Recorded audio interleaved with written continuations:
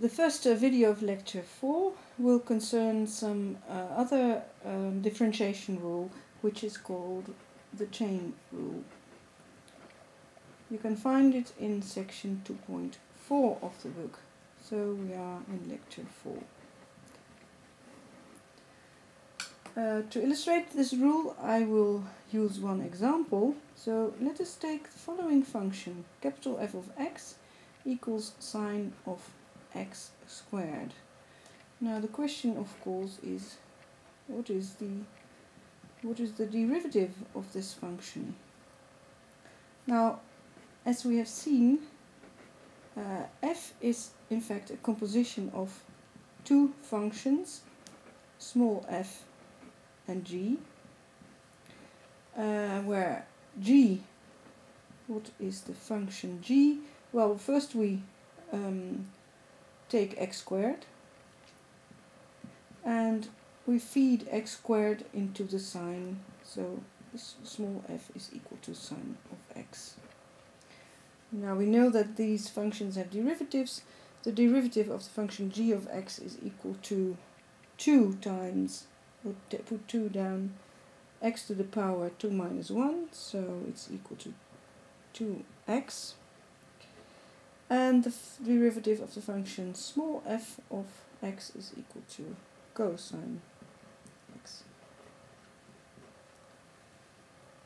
Okay, now how to compute this derivative? Well, you may recall that we have an interpretation of the derivative.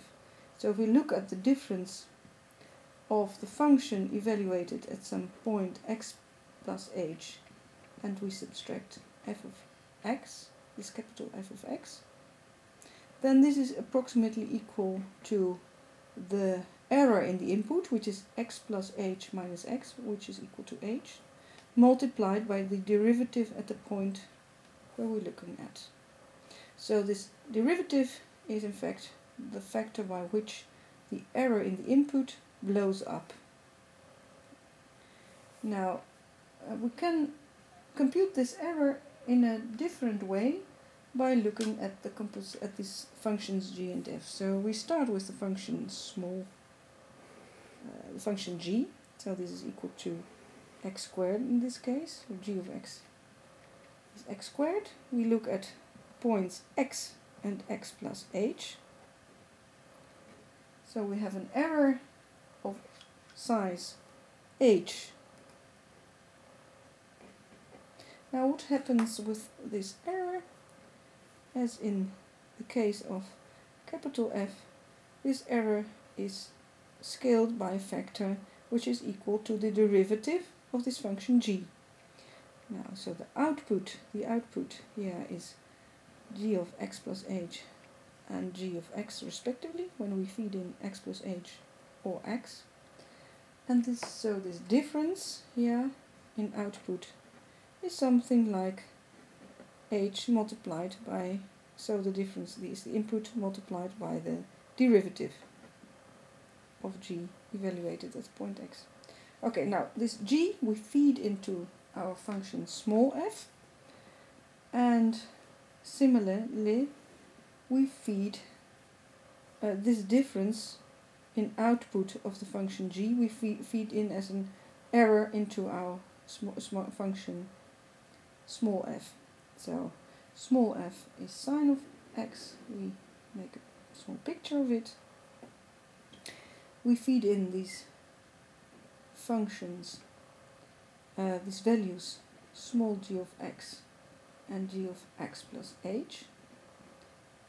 The error is precisely this green error depicted over here.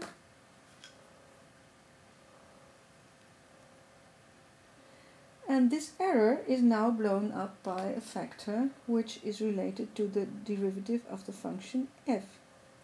So the output of applying f to the function g is given by the two values f of g evaluated at the point x plus h, which is nothing else but our composite function capital F applied to the point x plus h, and the function little f applied to g of x, which is in fact our capital F applied to x. And again, this difference in output, this difference is now scaled by which, well, it's the error multiplied by the derivative of this function at this point. So this error, so let us call it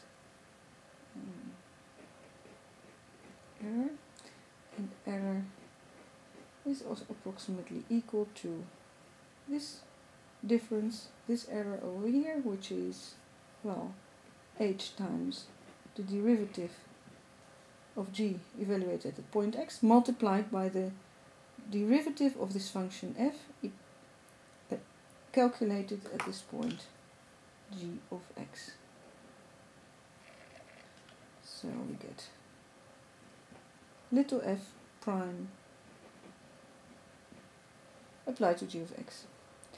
On the other hand, we knew that the error is also approximately equal to h times the derivative of capital F, of the composite function f evaluated at point x. Now if you compare these two terms, what you see is that this derivative must be equal to this product of the derivative of little f applied to g of x multiplied by the derivative of g at point x. So this can be turned into a theorem, theorem 6 of section 2.4, chain rule.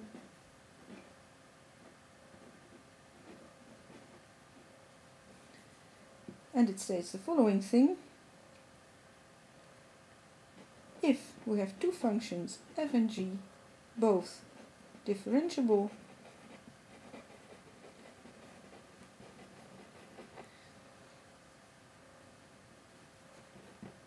then the composition of f and g, so applying first g and then f, is differentiable as well.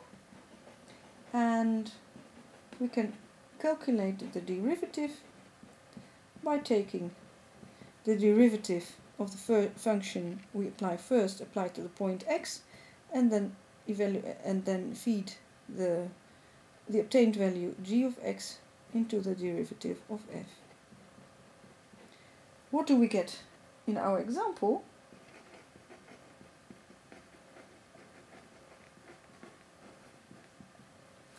Well, we want to know this derivative of capital F, which is the composition of small f and g. Now by this chain rule we can just copy the formula and plug them in. So the derivative of g at point x has been calculated over there. It's 2x, and now we apply the derivative to the point g of x. So the derivative of small f we apply to x squared. This will be our new argument. And what is this derivative? Is cosine. So we get cosine of x squared multiplied by 2x. And I put these brackets to make clear that I do not mean cosine of x squared times 2x, but cosine of x squared multiplied by 2x. We will give a few more examples to show different situations possible.